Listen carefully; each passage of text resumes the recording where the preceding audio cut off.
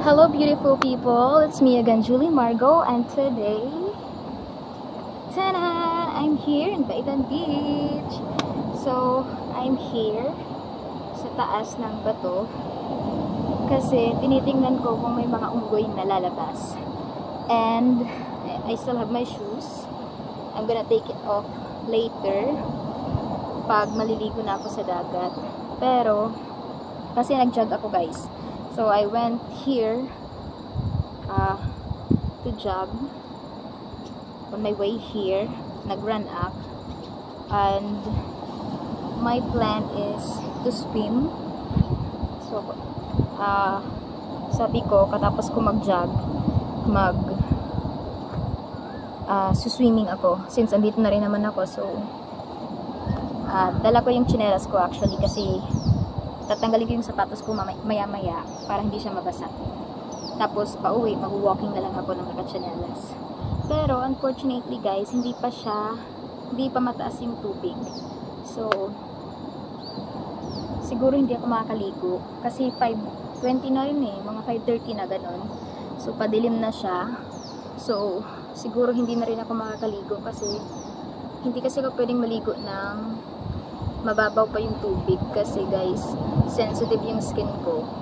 Baka mamaya, paglublob ko sa tubig, mga tina naman ako. Kasi syempre may mga dumi-dumi pag mababaw yung tubig.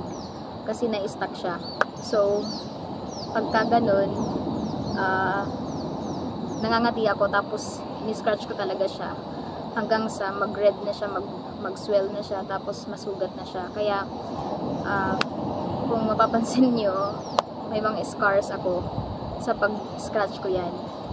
Kasi masyadong sensitive yung skin ko sa mga kagat ng lamok, langgam, kahit sa mga ganito lang na mga makakate, tapos kinakamot ko, nasusugat na siya.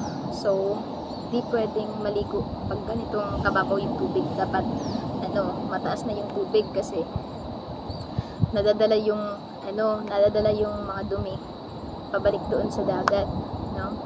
Pero ngayon hindi pa kasi umaabot dito yung alon. So siguro hindi na ako makakaligo, baka doon na lang din sa bahay. And kung mapapansin nyo guys, yung damit ko is kahapon pa to. Kasi hindi ako nakaligo kagabi kasi wala kaming ilaw, walang kuryente, and burn out. So sa area namin, so hindi ako nakaligo.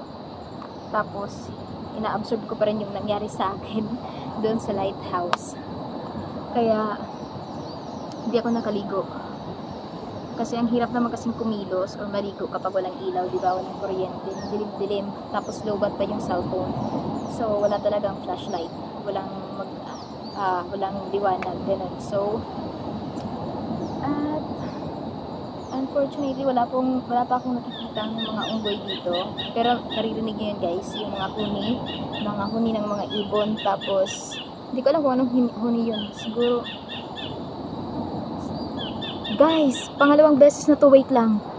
Pangalawang beses na to na pumunta ko dito tapos may rainbow. Asa na?